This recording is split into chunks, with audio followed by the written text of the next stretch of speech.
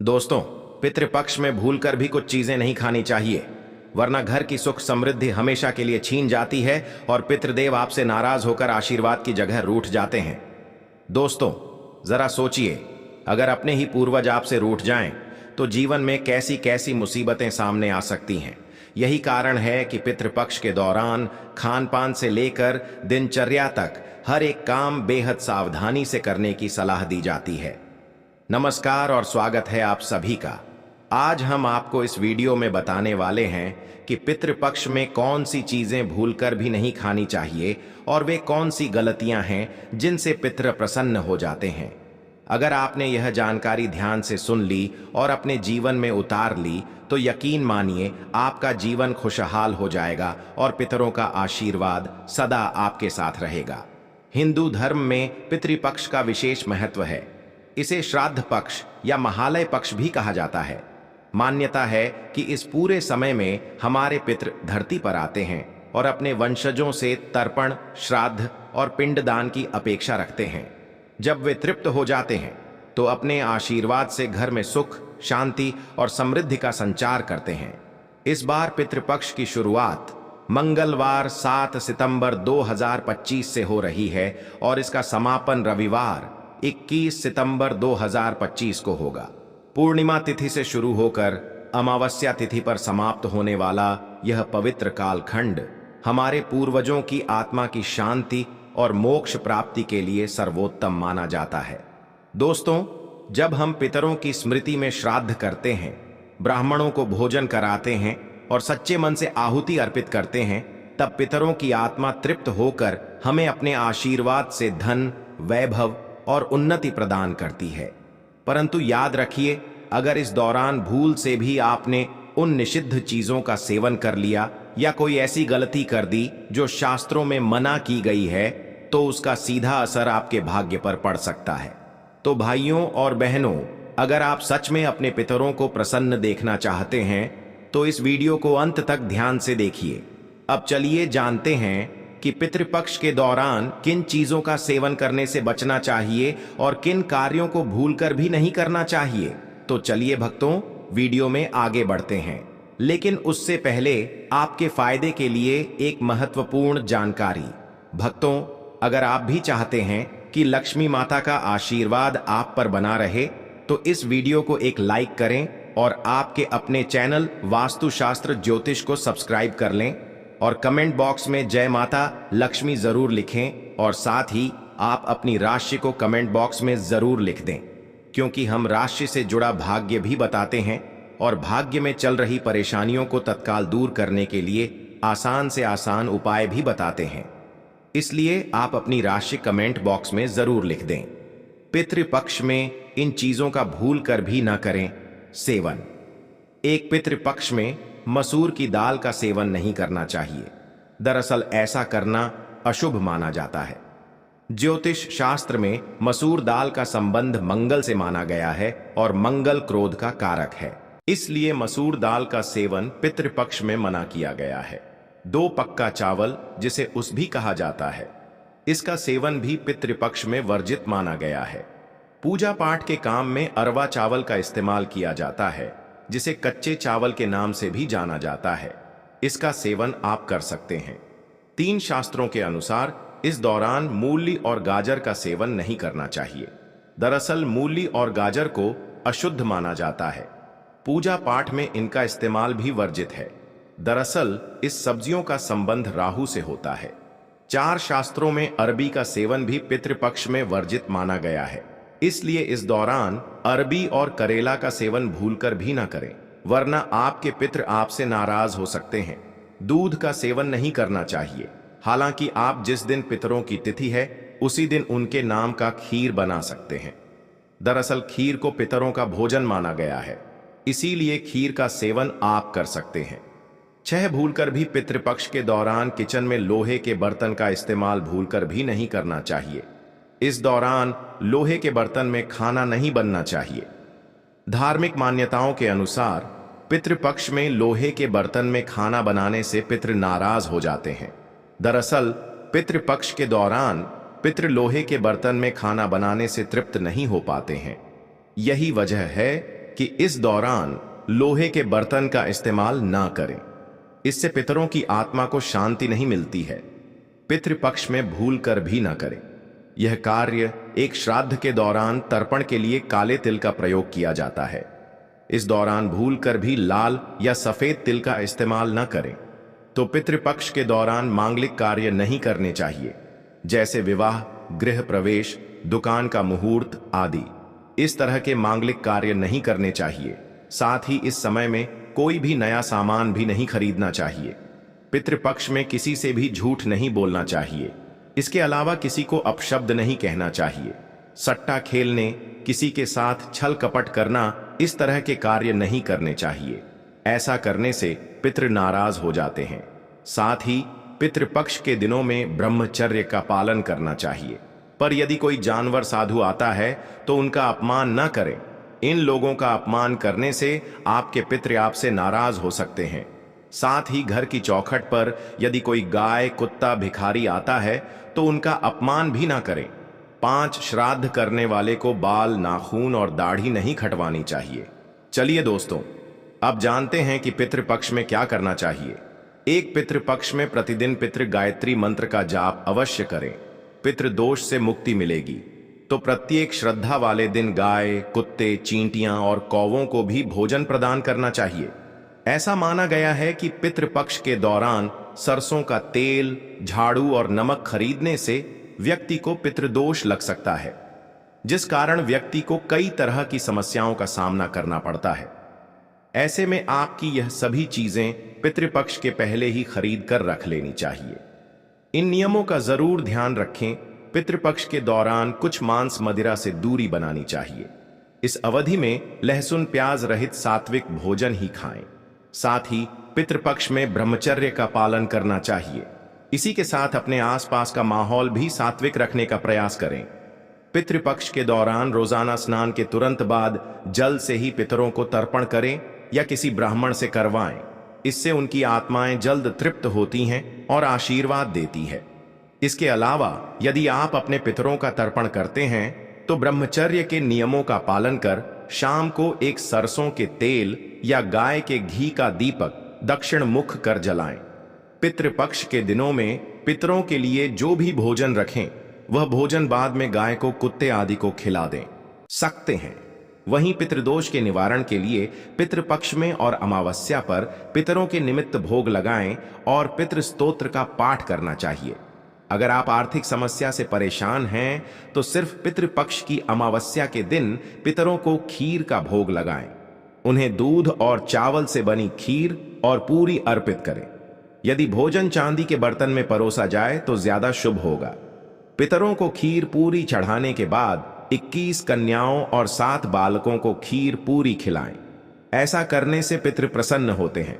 साथ ही घर में धन धान्य आता है। इससे परिवार के लोगों की आय का स्रोत भी बढ़ता है। अगर किसी की शादी नहीं हो रही है, बार बार रिश्ता टूट जाता है, तो इस समस्या से छुटकारा पाने के लिए पितृपक्ष में नारियल का टोटका अपनाएं।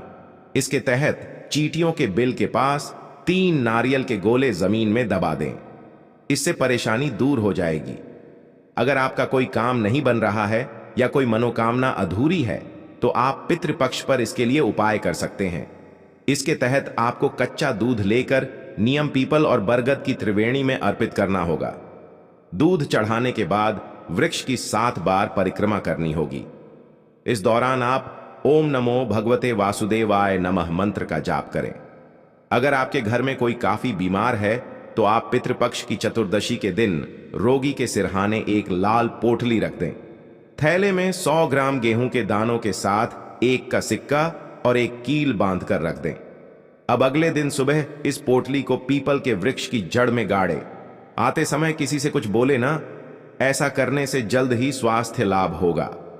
मनोकामनाओं की पूर्ति के लिए पितृपक्ष में रोजाना पीपल के वृक्ष पर दोपहर में जल, पुष्प, अक्षत, दूध, गंगा जल, काले तिल चढ़ाएं और स्वर्गीय परिजनों को याद करें।